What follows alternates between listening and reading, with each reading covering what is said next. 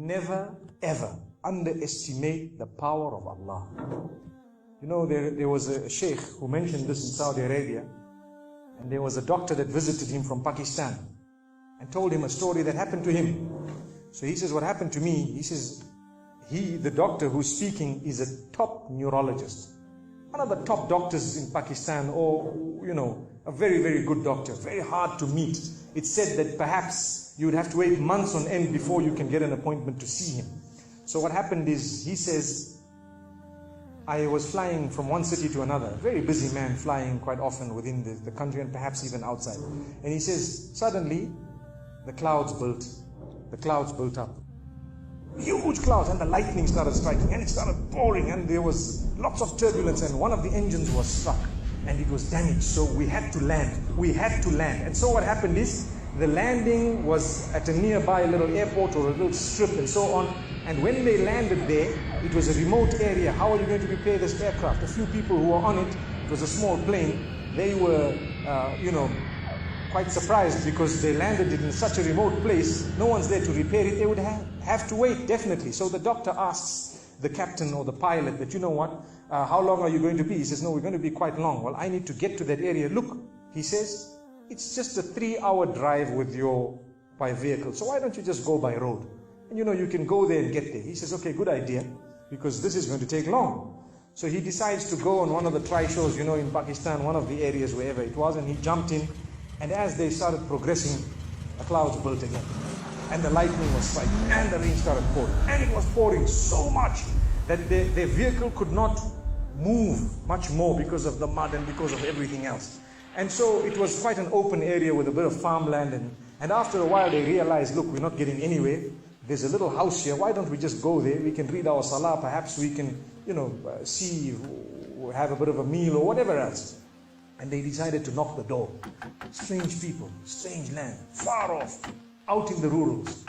And so he knocks the door, and he's got his little bag and everything, and he walks in. An old lady happened to answer the door after a while, and they spoke to her saying, look, this is what has happened, and we're going from so-and-so to so-and-so, and we just want a place, we want to read salah and so on. And she said, no problem, you can come in. She had a little musalla, a little sajjada, and she had a little baby on the side, or not a baby, but a child. And the child, every little while, she's actually checking on the child, and she's sitting on that musalla, making dua and reading her own salah. These people fulfilled their salah, did whatever they had to. And when they were about to leave, they spoke to the old lady saying, thank you very much, jazakumullah khair, and so on. And, we're going, what's happening to this child, So the woman says, look, the child is an orphan. And the child is unwell, not well at all, very sick. And we've been to all the doctors around. And subhanallah, I'm the grandmother of this child. The doctors have told us that there is only one specialist around who can help this child. And we tried to make an appointment, but they asked us to come 6 months later. And it's far away. I've been making dua to Allah ever since that day. Ya Allah, make it easy for us. Child is sick. Make it easy for us, Ya Allah. So the man says, what's the name of that specialist? So the granny says, it's Dr. Ishan.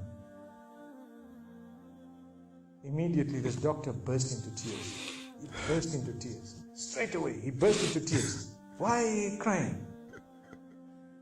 Your dua has just been accepted. For your dua, the thunder came, the lightning came, the engine struck, we came down, we came on the road, the rain came again and stopped us and so on. And do you know what? The rain only stopped after the question was asked. Now it happened. And now the woman starts crying. SubhanAllah. And the doctor himself is telling the story, saying, that was me. It happened to me, he says. And he says, I learned that Allah's armies are beyond limits. Allah uses whatever He wants to get what He wants done.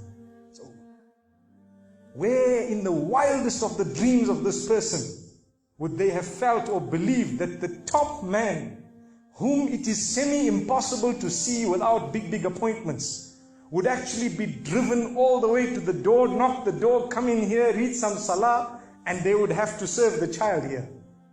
Amazing.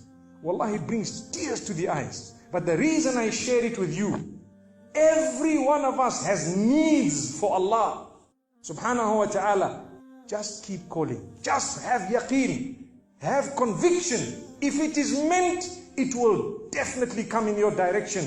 You know, we use the term by hook or crook, but I don't want to use that today. I want to tell you, by the mercy and power of Allah subhanahu wa ta'ala, it will happen. It will come to pass. May Allah subhanahu wa ta'ala bless us. May He open our doors. May He grant us all shifa. And may He make us firm believers that for Him, nothing is impossible.